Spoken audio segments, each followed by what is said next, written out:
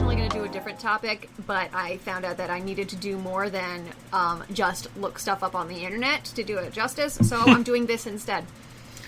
Always go with something you're familiar with when it backs up against the wall. And I love this topic. It is awesome. I wish more people understood.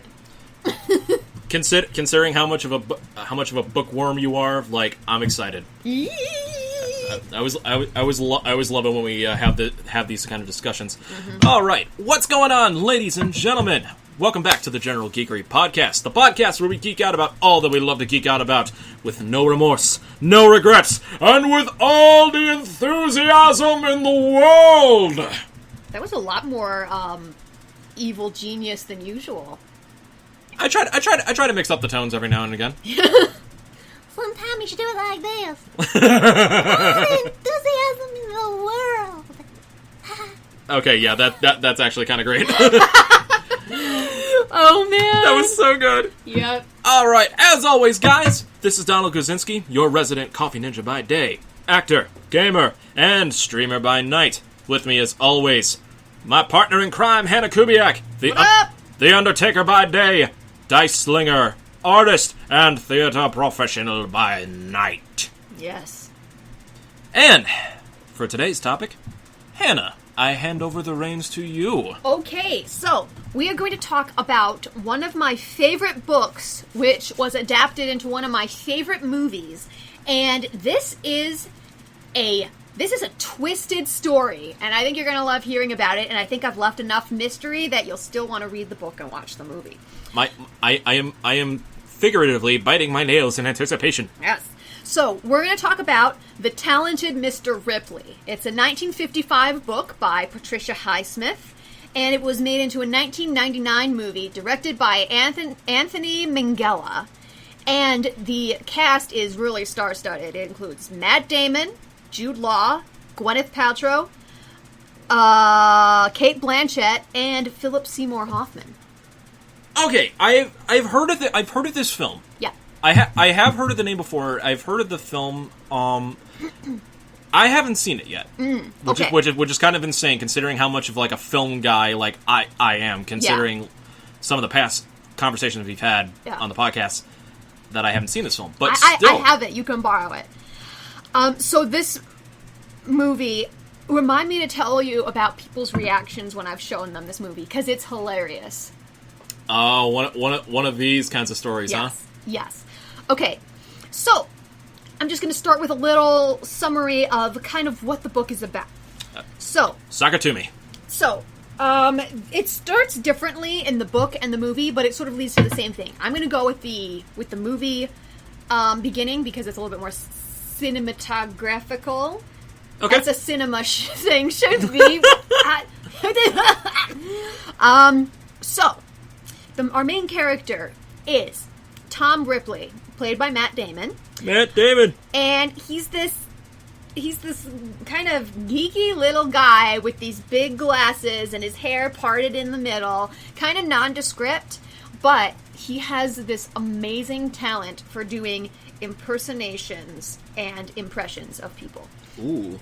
So, it starts off in the movie, what happens is that a friend of Tom's, he's a piano tuner at a university, and he's friends with this guy who plays the piano at the university, but the guy breaks his arm, and he's like, "Hey Tom, can you fill in for me for this reception that I have to play at?" And he's like, "Yeah, sure." And he's like, I'll lend you my jacket."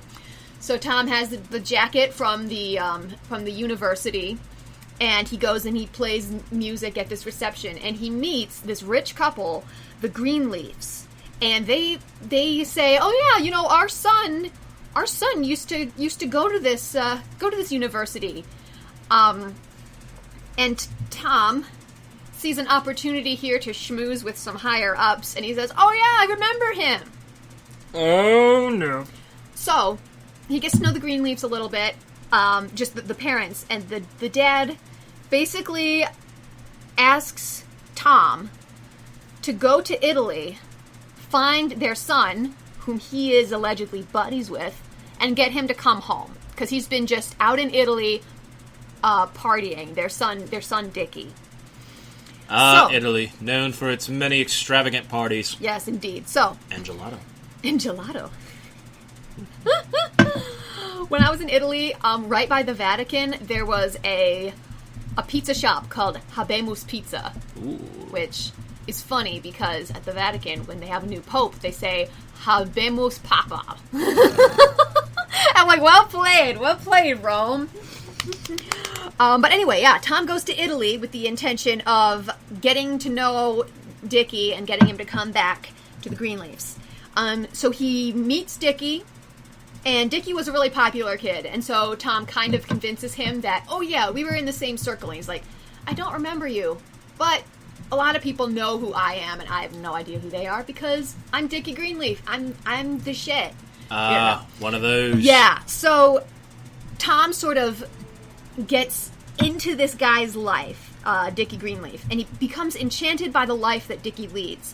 It's a world he's never known, because he's always been just, this poor guy who tunes pianos for a living and who is underappreciated in everything he does. Like, in the movie, he, works in this bathroom at a concert hall and will, brush off people's coats. And they'll, drop change in a bucket for him. That kind of stuff. So, he and Dickie become very close. Just as close, pretty much, as Dickie is with his girlfriend Marge, who's been living in Italy with him for a while. So, Dickie Greenleaf, played by Jude Law. Yeah. So it's Matt Damon and Jude Law. And I can smell the hijinks. And Marge is Gwyneth Paltrow, the lovely Gwyneth Paltrow. Oh my goodness, Pepper! And, so, this kind of becomes this really awkward, kind of creepy triangle, the three of them, where, both Marge and Tom are kind of vying for Dickie's attention a little bit. And senpai. Yeah, and this leads to awkwardness and jealousy and eventually rage. So Tom has a talent for impersonations and deception, like I told you before. Tom himself is kind of a blank canvas who doesn't get much attention from anybody. And so he, he's told by Dickie at one point, you can be quite boring. And he's just kind of hanging about with them and stuff. So, when Dickie isn't around, he plays around with pretending to be Dickie to get himself into the character of a person who is debonair, confident, popular, everything he himself is not. So, soon he finds that just pretending is not enough. He wants to be Dickie Greenleaf. This is the most obsessive form of method acting I've ever heard. Yeah, it's creepy. There's this scene where he thinks that Dickie is out of town and won't be coming back for a while. So he puts on Dickie's clothes and is talking to himself in the mirror, doing Dickie's voice and being talking to Marge, and just saying I don't love you, Marge. I don't love you. What in the hell? And just weird stuff. He wants to be Dickie Greenleaf, and he gets an opportunity to be Dickie Greenleaf through a series of events that are too thrilling for me to give away. Okay. So, Tom goes gallivanting around Italy pretending to be Dickie, meeting high society people by sort of dropping Dickie's name. People are like, oh, it's the Greenleaf boy. Oh, I know your parents, and all this stuff. And later on, when the police are onto him for basically pretending to be someone he's not, he has to leave the persona behind and go back to being Tom. And this is a quote from the book by Patricia Highsmith. This was the end of Dickie Greenleaf, he knew. He hated becoming Thomas Ripley again, hated being nobody, hated putting on his old set of habits again, and feeling that people looked down on him and were bored with him unless he put on an act for them like a clown. So, he prefers to be Dickie Greenleaf as opposed to being himself. So, he actually ends up meeting this this guy named Peter Smith Kingsley, who is a composer, who takes a liking to Tom himself. Just Tom for being Tom. And this is the first real friend who seems to actually like Tom and not just think he's amusing to have around like Dickie did. So, a little bit about this movie. There's this theme of things being fake or being real or being a real person. Tom as a character is kind of bland and nondescript, but he is a talented pretender. He does impersonations. He himself doesn't exist. We don't learn too much about his past or his personal life or anything, except that his aunt thought he was queer. Like, that's, like, basically one of the things that it's, like, on the back of the book here. Oh, yeah, okay. It goes... They describe him in the back of the book as, we're introduced to Tom Ripley, a young striver, newly arrived in the heady world of Manhattan. A product of a broken home, branded a sissy by his dismissive Aunt Dottie. Damn! Yeah. Like, he just a horrible life, just sort of shoved under the rug all the time. Just sort of like, oh, you know, he doesn't matter. He's not important. It's just Tom. I tried so hard and fell so far in the end. It doesn't even matter. So, just this, there's a theme of being a real person, being fake, being real. And you've got this sort of sense that, like, yeah, that Tom is a blank canvas. He's not really a person unless he's putting on a persona or something. And, it says, possessions remind him that he existed and made him enjoy his existence. It was as simple as that. And wasn't that worth something? He existed. So, it's kind of like, in order to be real, I have to be something other than this boring thing that people say that I am, basically. I can kind of relate to that. I feel like that's something like a lot of like young people like in between like middle school to college, like the early college years, like they honestly feel like they need to be something more than they just are. Like there's always like a constant feeling of like emptiness like inside, especially during like that period of your life when you're trying to like shape who you're going to be. Like I felt it hard during like my late middle school years and early high school years, and like it can be a dangerous time. Yeah. So it's a movie and a book about identity and youth and thinking that just being yourself isn't good enough. So the cinematography in this movie is amazing. There's a lot of use of sort of reflective surfaces to represent identity. There's the one I was telling you about before, where he's wearing Dickie's clothes and pretending to be Dickie in the mirror and stuff. Right. And there's this shot where Dickie comes home and he's like, "What are you doing? Why are you wearing my clothes?" And Tom, played by Matt Damon, he jumps because he wasn't expecting him, and he runs and he goes behind the mirror. So you could just see his, like his head, and the rest of him is covered by the mirror. And he's like, "Sorry, I didn't know that you were going to be here." And you don't actually see Dickie in the shot. You just see his reflection on top of Tom, which is really cool, I think, just from a cinematographical okay, so his perspective. body's not shown at all during that scene. No, it is. Well, like, but aside from just the mirror reflection. Yeah, aside from the mirror reflection. Oh, yeah, okay. He just comes in and it's like, "I wish you'd get out of my clothes." And he's like, "I'm sorry, like, I didn't mean anything by it. I was just fooling around, you know." But just the use of the mirror there, of him being behind the mirror, and then the fact that that's reflecting Dickie, and then the fact that he later pretends to be Dickie and actually, like, takes on that personality is awesome.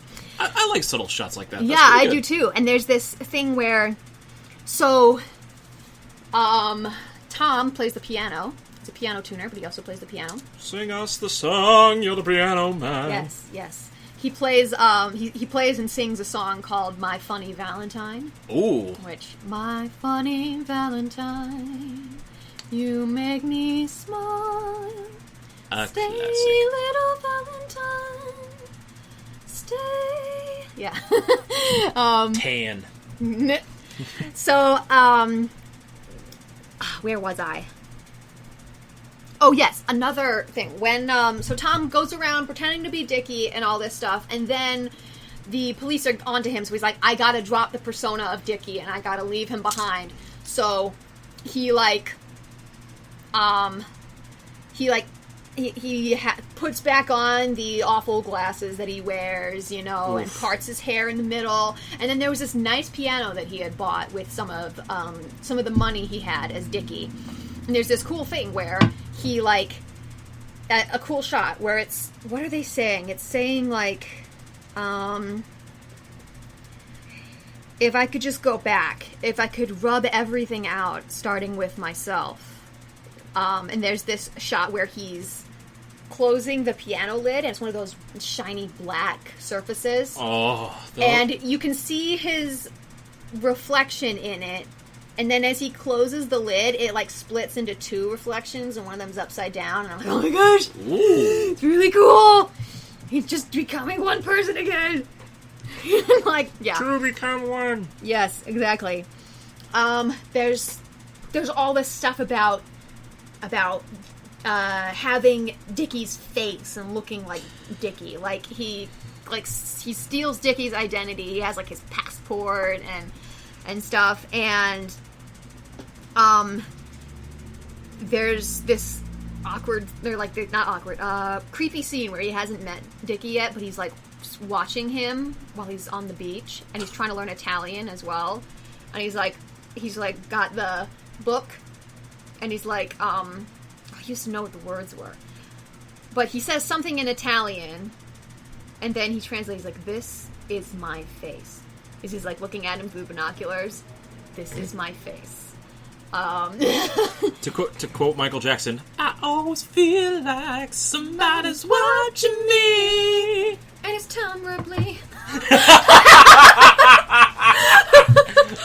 Oh, man. And okay, that's gonna be a quote. Yep. Yeah, and so just this wanting to become Dickie, to have Dickie's identity, to have Dickie's face. Dickie doesn't deserve to be Dickie. Dickie is squandering it by just lounging on a beach all the time.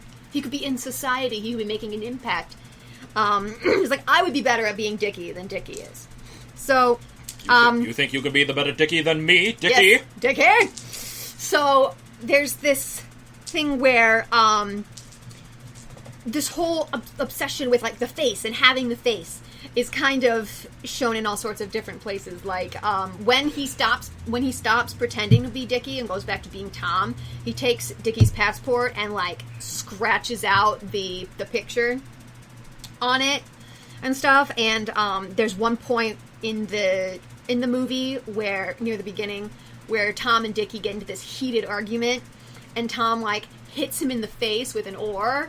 And it's like this giant gash, and they just start duking it out, just because they've gotten to the edge of, like, of rage, and, like, Tom is jealous, and Dickie is annoyed with him and stuff, like, Round one, fight. Yes, just, like, just the whole thing about identity and your face and the mask that we put on, or the disguise, is all over.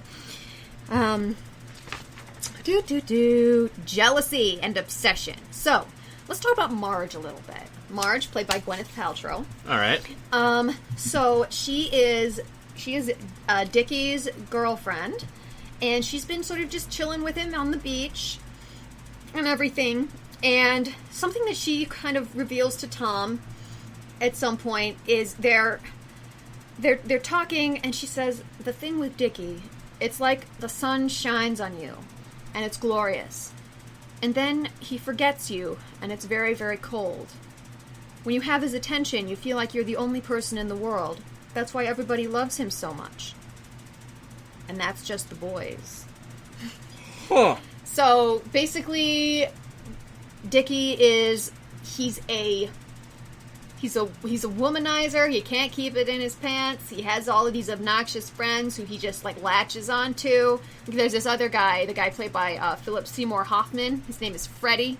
Okay. Who, he's just this arrogant guy who Dickie spends a lot of time with as well. So, Dickie is just focused on, like, one thing at a time. Like, he can't split his attentions. He either is 100% into spending time with you, or you are nothing, basically. So that's where kind of, like, this jealousy comes from. Is he's like, well, if he's going to... there's this thing where Dickie tells him that he's going to marry Marge. And Tom is like, if she marries Marge, he won't have time for me anymore. And he's like... Yikes. Yeah, so there's this scene where they're talking. It's kind of longer. It's this. My God. Yeah, and this is kind of where we see sort of all of this jealousy and rage bubble up to the surface. So we call that a boiling point, ladies and gentlemen. Point. So they've Tom and Dickie have gone off together to another part of Italy, just like for a little vacation. So Tom says, I want to tell you my plan. And Dickie says, so tell me. Well, I thought I'd come back in the new year under my own steam. Really? To Italy? Of course. And I figured, just for argument's sake, say I got a place, or say we split the rent on a house. I could get a job, or I could get a place in Rome, and then when we were there, we'd be there, and when we were here, we could be here. I don't think so. See, particularly with the Marge problem, you just blame me. Then Dickie says, Marge and I are getting married. How? Yesterday you were ogling girls on the terrace. Today you're getting married? That's absurd. And Dickie says, I love Marge. You love me. You're not marrying me. Tom, I don't love you. No, I don't mean that as a threat. To be honest, I'm a little relieved you're going. I think we've seen enough of each other for a while. What? You can be a leech. You know that. It's boring. You can be quite boring. And there's a long pause. And Tom says, the funny thing is, I'm not pretending to be somebody else, and you are. I've been absolutely honest with you about my feelings. But you, first of all, I know there's something. That evening when we played chess, for instance, it was obvious. What evening? Oh, sure. No.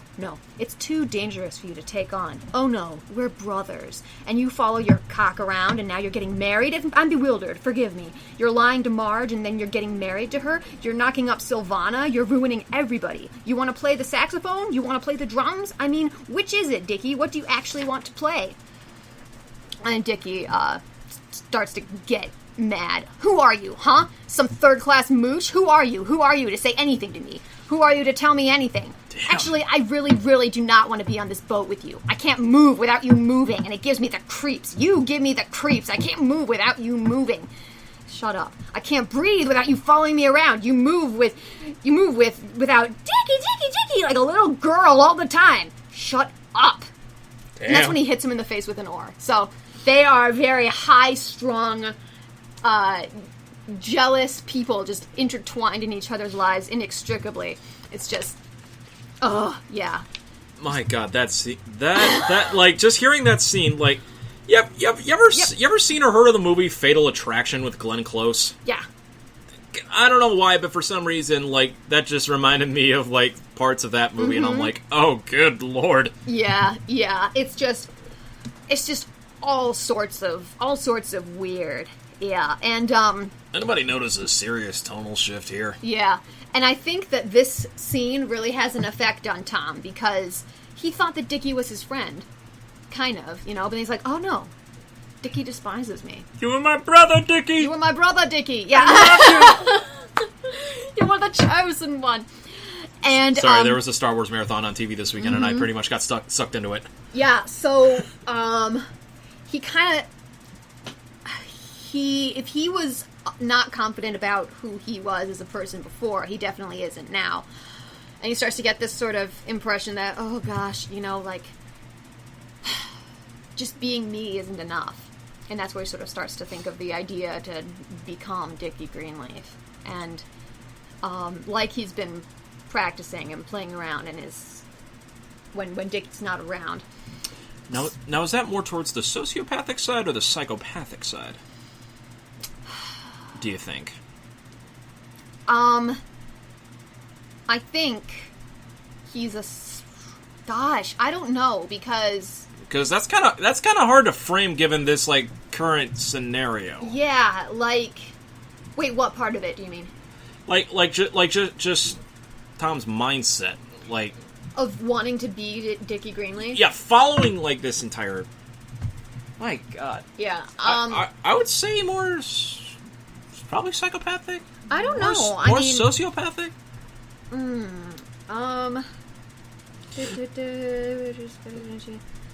There's something. There was something in here that said. Yeah.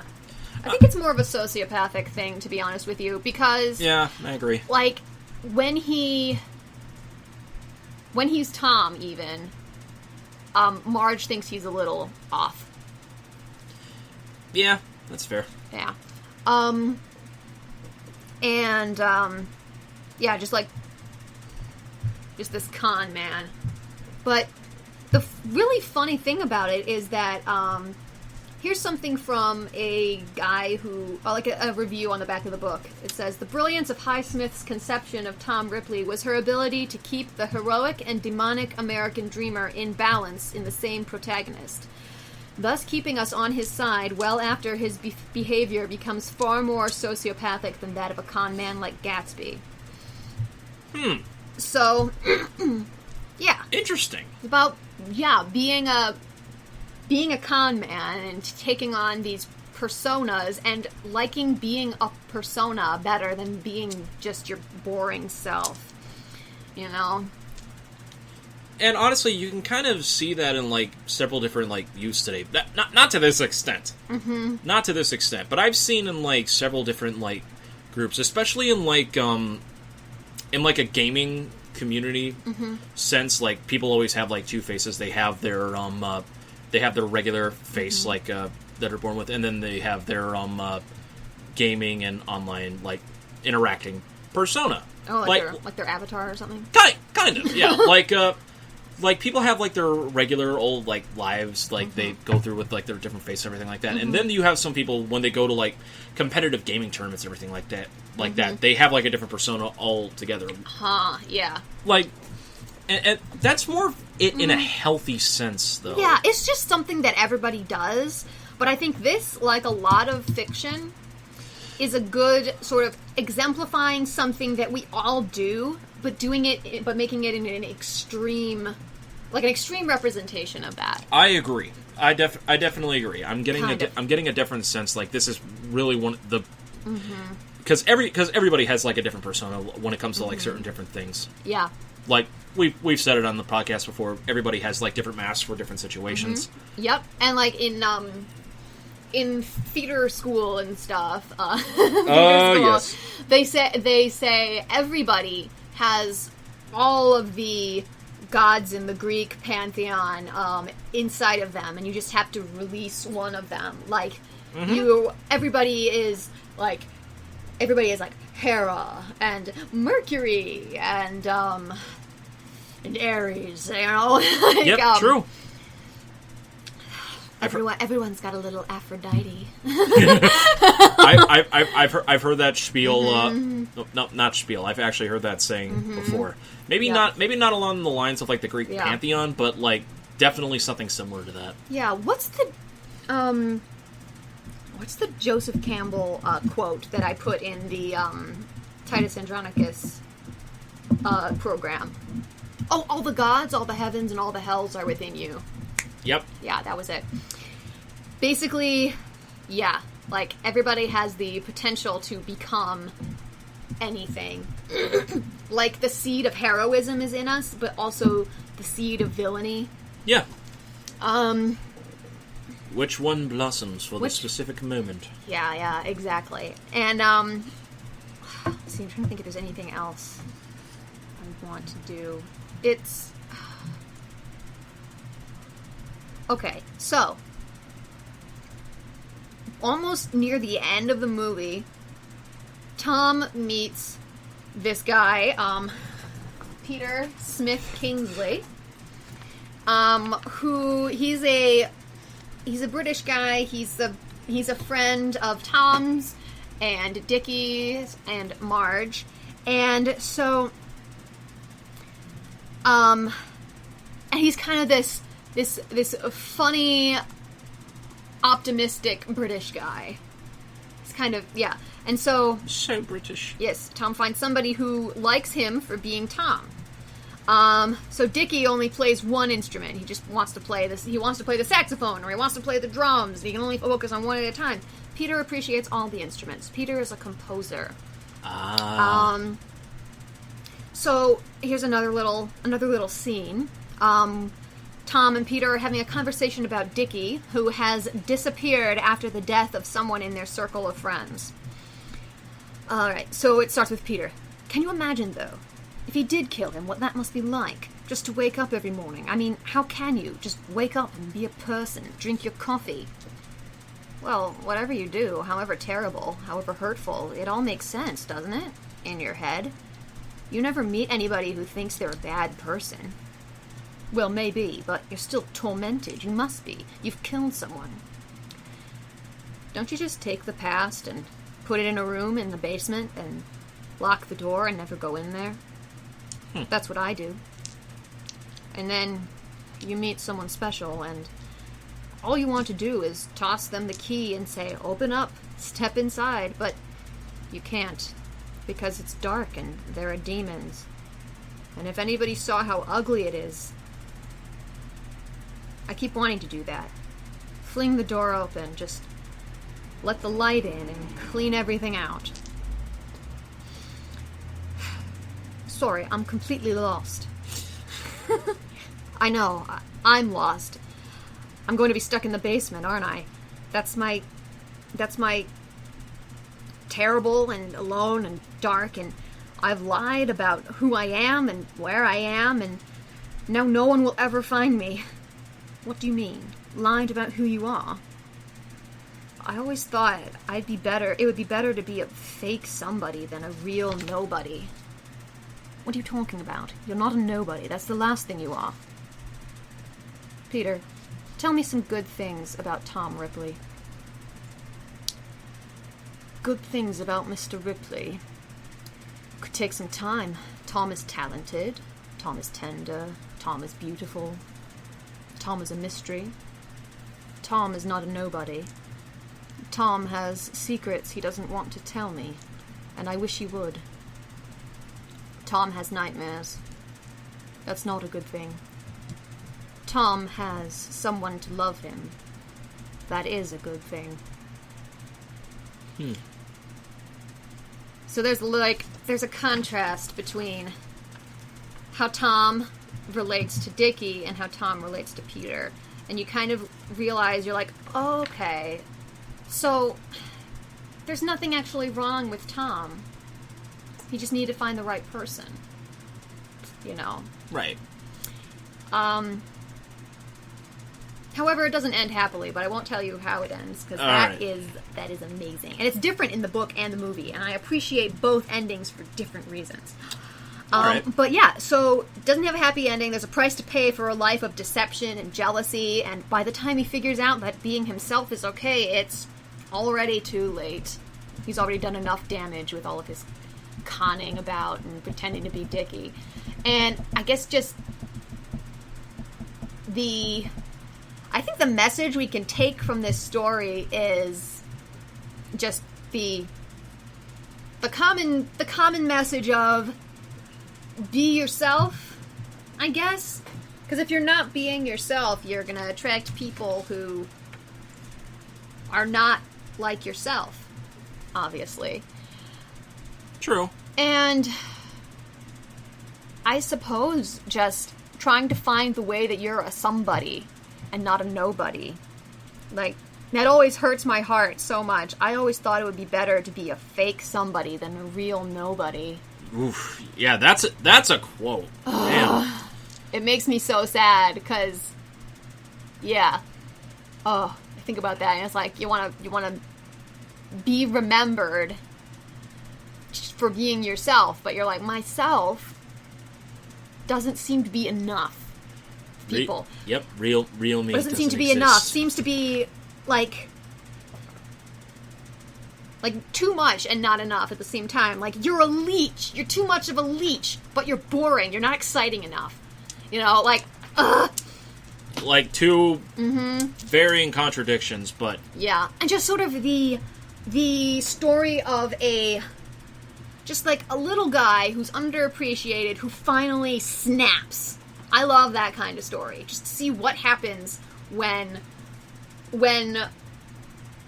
life doesn't even give somebody lemons, it just gives them bricks to the head. Like, Brick to the head. Brick to the head. Ah! Yep, you get concussed and do crazy things. That's what happens. Yeah. But, yeah. So I guess, Yeah, this isn't a quote from me. I have this written on my mirror at home. Which now that I think about it, and mirrors and Ripley and stuff, I didn't even think of that before. It's weird. But I have written on the mirror, so like, in the morning, every day I see it, it says, be somebody who makes everybody feel like a somebody. That is so nice. Yeah, so I try to do that every day. You are somebody, Donald. I feel touched. Oh, I can't believe that this talk about the talented Mr. Ripley was so positive. Yeah, no, like holy crap! This sounds like a really good story. Like, Yeah. I'm kind of amazed. I haven't actually had the time to come. I haven't really come across this. Oh yeah, watch it. It's amazing. It has kind of a slow start. Like the inciting incident doesn't even happen until like 45 minutes in, but it is totally worth it. It's kind of like Steins Gate. Yeah. I was about to say you've got all this stuff where you're like the setup, and then this thing happens. You're like, oh my gosh, it's a game changer. It flips everything. Exactly. Like how the turntables. It's bananas land. You know. Exactly. I'm always fine with slow starts because with slow starts. And then leads into the explosion, into the real like meat and potatoes. Like the slow starts are always necessary. Yeah, you got to go through them. You may not like it at times, but when you look back on it and after everything's happened, it's like I'm so glad it built up to this. Yeah, like Psycho. I believe that the famous shower scene doesn't happen until like 50 minutes in. Yeah, something like that. Because it's like and it's completely unexpected if you didn't know it was going to happen. Like pretty much, yeah. Yeah, because you got to get people off their guard a little bit because people are expecting something to happen. Let me see. My mom and I talk about this on Splanknick sometimes. A movie, about half an hour into a movie, the inciting incident should happen. So we do this thing where we're like, okay, let's watch a movie, and then at 30 seconds, or like 30 minutes in, we'll pause it and see where we're at. And usually, that's when the setup is done and something has happened, you know. But like, right. With this movie, Talented Mr. Ripley, Game Changer is at like 45 minutes. Psycho, it's at like 50. Star Wars, it's at like 45 minutes when he says, there's nothing for me here now. I want to be a Jedi like my father. Yep. Is like 45 minutes in. So, like, there's something about... And also, Talented Mr. Ripley and Psycho are actually kind of similar in sort of like the there's that theme of identity and voyeurism and like and jealousy, weird love triangles. Okay, I'm kind of glad that I'm not the only one that made that connection because I was thinking that in my mind like as we were talking like the relationship between Tom and Dickie. I'm like yeah. So in the movie, it's a little bit more clear. That Tom feels romantically towards Dickie. There's this scene where, because I think Dickie is just kind of careless of other people's feelings and what they might think. Because the scene that like the incident that Tom was talking about that night when we played chess, basically they were playing chess while Dickie was taking a bath. And they, like, have the chessboard on the edge of the bath, and Tom's sitting on the other side, and they're, like, playing chess, you know, and they're talking about stuff, and, like, yeah, it's kind of weird. That's not weird at all! Yeah, not weird at all. He's like, that night when we played chess, he's like, what are you talking about? And he's like, get your balls out. What are you talking about? Like, that usually means something to some people. I don't know, maybe men go skinny dipping together in a different way. I don't know. Not to my knowledge, not in any circles that I've been in. Nope. What in the world? Yeah. So anyway, but yeah, the similarity to Psycho and stuff, and just sort of being a psychological thriller, there's always sort of that, it takes a little bit longer to get there because we are trained by watching movies that, even if we don't know it consciously, that about 30 minutes into something, something interesting will happen. You know? Yeah. But then when it's 30 minutes and it passes and it's like 35, 40, and you're like, huh. And you kind of relax a little bit because you're kind of like, okay, it's been about 30 minutes, so I think we know everything we need to know. And then all of a sudden something happens, you're like, what? So.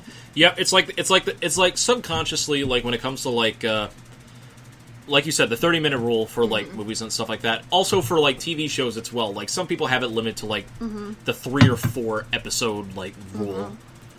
Which 3 or 4 episode rule? Oh yeah. Yeah, which honestly to me is like kind of stupid. Yeah, I mean, but sort of understandable because it's like they're like, especially for like a longer running series, like there's no way like 4 episodes is gonna like do anything justice. But unless it's a sitcom, they kind of introduce everybody in the first episode of a sitcom. Yeah, just true. Briefly. Yeah, that's true. But then again, sitcoms play by a different kind of rule. That's true. On that point. Yeah, because in sitcoms, it's basically there's a status quo, and then things get weird in the episode and off the norm, and then by the end, it goes back to being the way it was before. With maybe like a little bit of like character like story or progression, which I can only think of like a couple of sitcoms that I've seen that really utilize that well. Thank you. But yeah, like in Fawlty Towers, classic example, Fawlty Towers, Basil Fawlty is a cranky British guy who owns a hotel with his nagging wife. They hate each other, and he's never going to get out of there, and his life is never going to change. He's just going to be miserable running this hotel forever. And then he wins some money on the racehorses, and you're like, oh my gosh, maybe he'll, like, you know, have something for himself, and things are looking up, but then by the end, he's lost it all somehow. You know, and he's back to where he was before. Yep. But, yeah, what are we talking about? It's Kevin. But yeah, we were basically talking about, like, the long drag, the long start, like, the slow burn. Yeah. So, I'm not sure what year he said this. It might not be true anymore, because he may have worked on something that he likes better since then, but Matt Damon says that this movie was one of his favorites to work on. Which I understand. Like, and Matt Damon has, like, several good films. He was phenomenal in this movie, because, he was, you know, the kind of gawky, awkward Tom, and then when Tom is pretending to be Dickie, he's very suave and put together and stuff. But yeah, so Anthony Minghella cast Matt Damon after seeing Good Will Hunting. Another good one. Oh man, that one had me weeping. It's not your fault. I hate it so much. That's so sad. Okay. One of Matt Damon's and one of Robin Williams's each respective best works. I love that movie so much. Okay, so Matt Damon eventually got the role of Thomas Ripley, but here are a couple of people who were considered to play Thomas Ripley: Christian Bale. Oh wow! Tom Cruise, Edward Norton, Leonardo DiCaprio. Which I think, with the exception of maybe Edward Norton, all of these people are too hunky to play Tom. I don't know. A young Christian Bale could honestly, I think, maybe pull it off. Yeah? Okay. Possibly. Like that, right. like... Because, like, Tom Cruise is too much of, like, a, he's known as a hottie, you know? To some. Yeah, but the way I'm thinking of it is like, Bale tries to work chameleonic into, like, all of his roles. I mean, there was one film role where he basically, like, starved himself and losing 40... Oh, the fighter! Yeah, he looked like a skeleton in that. Yeah, he basically, like, starved himself of, like, 80 pounds. That's ridiculous. Maybe not that severe. It was probably less than that, but still, he lost a lot. You could see his damn rib cage. Yeah. So I'm like, maybe Bale could pull it off. But honestly, like, yeah, Damon... Like, Damon's work is, like, solid in, like, those kinds of roles. I mean, he's... Yeah. He has more good roles than, like, I can even count. He's probably up there as, like, probably, like, one of the most prolific actors of, like, the 90s and early 2000s. What else has he done? He did the 3 Bourne Identity movies. Yeah, he That's the first thing I saw him in. He's basically Bourne. He was in the Oceans franchise with alongside George Clooney and Brad Pitt. Have you ever seen The Brothers Grimm? with Matt Damon and Heath Ledger? I have not. I need to. It is ridiculous. It is so good, but also just so bizarre. Oh, when he was opposite Leonardo DiCaprio in The Departed. The Departed. Love that film. I do too. Love that film. And Vera Farmiga. Oh, she is excellent. I've been with this friend of mine. I've been binging through all of the Conjuring movies. Ooh, she's amazing. Vera Farmiga. Vera Farmiga also played Mrs. Bates in the TV show. That's right. Bates Motel. I still need to... With Freddie Highmore. I still need to go through that. It's pretty good. When you finish it, I want to talk about the ending, but... That might have to be a thing we do for October when we do when we do horror month. Oh yeah, absolutely. Horror month, October. We might have let's do like Bates Motel, The Conjuring. I've got a few things planned. I've got a few things planned. We'll storyboard it. Yeah. But because I mean, like, we need more than just like one like central theme month. We did anime April. Let's do horror month with October. Okay. Last thing. People's reactions when I've shown them this movie. Oh yeah, sure. Like, honestly, for me, like, the only thing better than watching films is seeing people's reactions to films, especially those close to you. Yeah. So, there's one. So the first time that I saw this movie, it was with some friends of mine from college. We got this movie. I'm not sure why we ended up watching this, but we all watched it together in my dorm apartment place that was on campus. Okay. And basically, at the moment when Jude Law got hit in the face with an oar, like one of the girls who was watching it with me, like ran into another room. She was so freaked out. And like we were watching it, and when it ended, everyone was just sitting there, and they're like, "Oh my gosh, that was horrible!" And I was like, "What? That was awesome!" Because like I love movies where I can't see things coming, and this is one of them.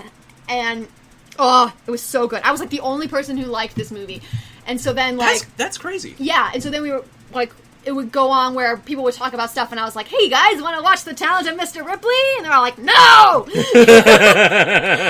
Yeah. Okay, next reaction. I was an intern at a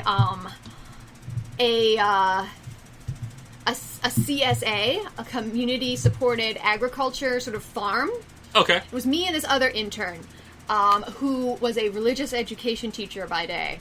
Okay. So, for whatever reason, I thought it would be a good idea to show her this movie. Oh, it's just man. me and her sitting there, and we're watching it, and I'm not sure what part it was at, but almost near the very beginning, she was like, "This is a weird movie." And I could tell that she didn't like it, but the thing is like 2.5 hours long, and we watched the whole thing, but the whole time I was so uncomfortable, because everything that happened, like she was a very conservative person, so when all the sort of homosexual overtones came in and stuff, and she was like, "Oh boy!" And I'm like, just watch, Bear watch. with it. There's a reason why film is called art. Art, and then, art can make you uncomfortable, and it's necessary. And then Jude Law had his butt cheeks out, and then somebody got hit in the face with an oar, and then somebody got brained with a statue of Hadrian. Ooh. And okay, I didn't hear about this part. No, yeah. Yeah, and then somebody got strangled later. It's like so much you need to know, that you don't know yet, that you need to see. But oh man, it was ridiculous. There's this one part where they're in Italy and they finally get an icebox. Okay. And the scene starts with Jude Law presses his face against the icebox, and he's like, "I could fuck this icebox. I love it so much."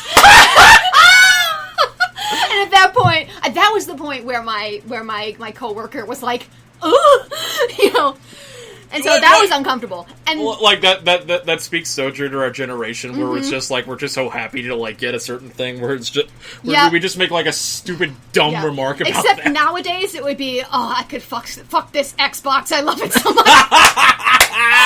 Oh man. And okay, last one. My family.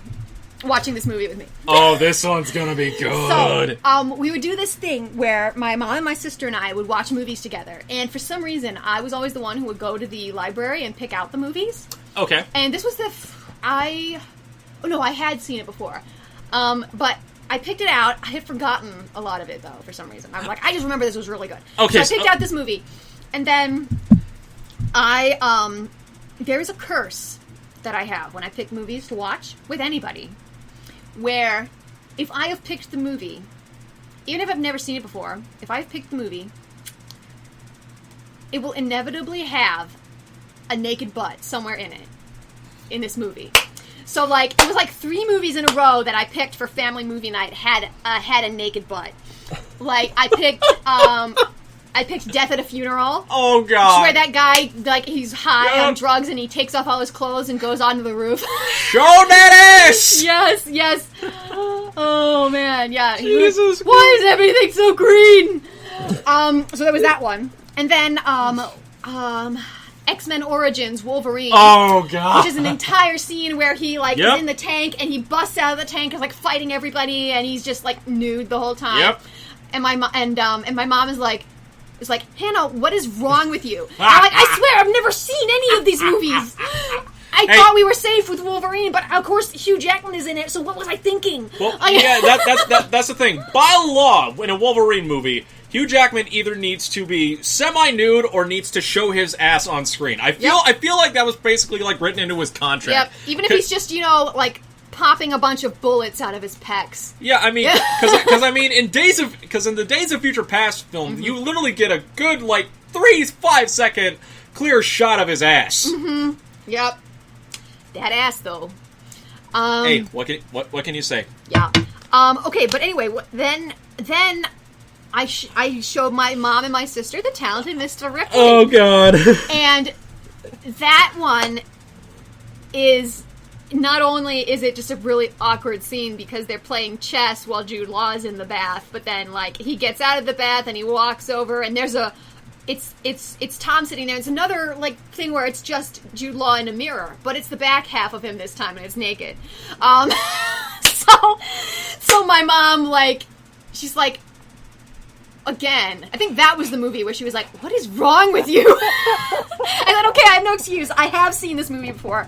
But I had forgotten. I bleached it from my mind. Yeah, exactly. And honestly, it's like those kind of reactions, like when you have been gone from a film for so long and you revisit it. Yeah. Where it's just like, oh my God, that's right, this happened. Yeah. Oh man. So that is the butt curse that plagues me to this day. That is hilarious. Oh my God. Oh. Yeah, but this is one of my favorite movies because it's so complex and there's so much symbolism. Like the cinematography is on par with Alfred Hitchcock, I feel like. As far as putting things in the shots that make sense thematically for the show. Like the reflections, there's statues all over the place in Rome, like interesting. Just sort of like images and representations and illusions and things that aren't real, you know. I'm gonna need to track this film down. I own it. I almost brought it with me, actually. But then I was like, oh, there's nothing really to read in it, so I'm not going to. Well, next time. Yeah. Next time I'll bring it for you. Yeah, I'll give you a reminder. But wow, this film sounds awesome. Yeah, I'm glad you like it because when I was starting out here, I was like, oh, this was a bad idea. Are you Hannah? You know me. Yeah. You know I love things that are like mindfuckery. I mean, for God's sakes, like, I introduced you to anime such as Ghost in the Shell and Steins Gate. Yeah. How would I not love this? I mean, yeah, you did subject me to the first 10 episodes of Steins Gate without any explanation whatsoever, so... I honestly, it's one of those experiences that you just need to experience. Like, the only time I've ever warned you about anything, like, from something I've shown you, was one episode of Ghost in the Shell where they were basically, like, skinning people alive. Oh, right, yeah, and that didn't even freak me out that much. But, of course, I do work at a funeral home. Yeah, that's fair. But I also remember being a lot more traumatizing because I remember the first time I ever watched that episode, I was Yeah. basically, 11 years old. I was also raised Catholic, and I would hear a lot of stuff about gruesome ways that people were martyred. So, at the age of 6, I knew that St. Bartholomew had been killed by being skinned alive. Okay, fair enough. His statue in church he's holding what looks like a sheet, draped over one arm. It's his skin. Oh my goodness. It is, yeah. Oh no, I things- think the the things- skin is broken. Yeah. Oh, man. It's, yeah. I love it. It's very, very, very gritty. We have some messed up interests, guys. Yeah. But yeah, I read the book Mindhunter not too long ago. That really screwed me up. So I was looking up some stuff while you were explaining some of the stuff, just for the book wise. Yep. Apparently, this is one of 5 books. Yeah, there's more, but I've been scared to read the rest of them because this standing alone is just so dear to me. Okay. So it's one of those where you think the first one is just a good masterpiece on its own. I think it's great, and unless the movie is based on all of the books. I don't. That's why the ending is different. Maybe I should read them. Maybe. Because Because I don't know. Peter Smith Kingsley, they don't even become friends in the book. He just meets him. They just kind of know each other. Interesting. And then Peter Smith Kingsley goes his own way, and so does Tom. But now I want to read them just to see if they get closer as it goes on. Interesting. I think also, and Patricia Highsmith is a really edgy author for 1955 because this was released in 55. the book was 55. Dang. And I think she also wrote It'll Be Here. There was a book, or there was a movie made of it that was very controversial at the time. Oh gosh, what is it called? Can you describe it? Yes, it is. It's got Cate Blanchett in it, and it's about these 2 women who leave their husbands for each other. Oh. Kind of like a reverse Grace and Frankie. Ah. Or maybe one of them has a husband. Well, okay, hold on. Let me see. I'm looking up Cate Blanchett's work. Yeah, it was made recently, when I was in college. So when you were in college, also by Patricia Highsmith.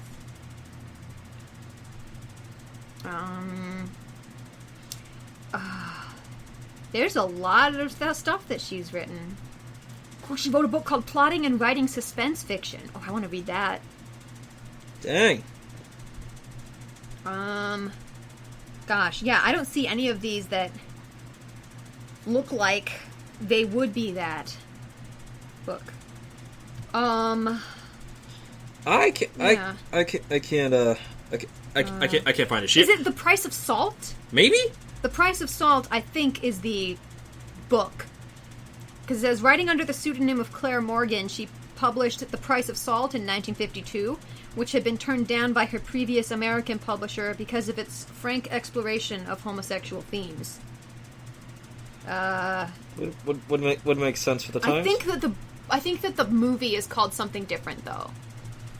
Oh goodness, I'll let you know if I find it because Okay, yeah. That's fair. We'll do it. We'll see if we can find that. But yeah. So yeah, in conclusion, for me, not knowing anything about the source material and the film itself, I'm intrigued. Yeah. This really does sound like something that's right up my alley. I always love character-driven pieces when it comes to movies, and especially for the 90s, I'm always up to finding new films. I thought I found a lot of good films in the 90s. I don't know how this film went under my radar. Yeah, I don't know either, man. Carol. It's called Carol. Oh, okay, all right, yeah. It was that was a recent one on here too. So Yeah. Got it. We got it, ladies and gentlemen. Woo! Yeah. So yeah, I'm gonna have to watch this film as soon as possible. Mm-hmm. Oh, it's awesome. I already have a long list of films that I need to watch, so Yeah. this one's gonna have to be near the top because this sounds awesome. Yeah. Oh, yeah. Carol, based on the 1952 romance novel The Price of Salt by Patricia Highsmith. Yeah, like for Yeah. for these novels to be written in like the 50s. Yeah. Like That's why her publisher didn't want to take it. In Damn. 50 and 52. That's why she wrote under a pseudonym, probably. yeah, that makes sense. Mm-hmm. That definitely makes sense. I mean, some authors have been known to do that. Yeah. All right. J.K. Rowling. Oh, yeah. George Eliot is a woman. True. All right. Shall we close this off? Let's close this off. You have anything to conclude this with? No. Okay. We got everything we need to say about that. So, Yep. with that, guys, thank you so much again for listening to the General Geekery podcast with Hannah explaining to us about the amazing Tom Ripley. He's talented. The talented Mr. Ripley. The talented Mr. Ripley. Thank you. I apologize. Mm-hmm. So thank you guys for listening to this episode of the General Geekery podcast, all about the talented life of Mr. Ripley. Don't forget to, if you like what you guys have been listening to, make sure to follow us wherever podcasts can be found. We're on Spotify, we're on Spreaker, we're on Stitcher, and we're also on my personal YouTube channel at Anime Rev Productions. If you don't have any access to any of those music streaming services, you guys can check us out on social media at General Geekery on Instagram and at Gen Geek Podcast on Facebook and Twitter. Hannah, where can they find you? Well, you can find me rolling dice with my party on Mondays at 7:30 Central on twitch.tv/Loaded Dice Adventures. Death to the dice bot! You can also listen to my other podcast that I do with my mom called Splankniks, where we discuss literature, movies, theater, and tabletop gaming, all from the perspectives of two different generations. And you can follow me on Instagram at Python Legume. And you guys can check me out on social media at Twitter and Instagram at RyuzakiMK7. You guys can also check me out streaming games on twitch.tv at RyuzakiMK7 as well. I play a majority of games, most of them RPG based, but it's always a fun time and I love interacting with my chat room, so it's always fun. Always make fun of me, laugh with me. We laugh at all the ridiculous things, especially when it comes to, 1990s RPGs. Those are... Oh, man. Especially with, Japanese RPGs when they have to go to, an English translation before, a lot of Japanese, traditions were more accepted. It's some ridiculous translations, let me tell you. Oh, man, yeah. All right. Thank you guys again. This has been episode 40 of the General Geekery podcast. Oh, my gosh. We are getting closer to that year milestone. Oh, my gosh. Been a ride. So, this has been episode 40 of the General Geekery podcast. Hannah, do you want to take us out this time? Sure. All right, everybody. Always remember, be yourself. Be somebody who makes everybody feel like a somebody. And, most importantly, keep your geek on. Always. Clink, clink. Later, guys. Bye. Bye.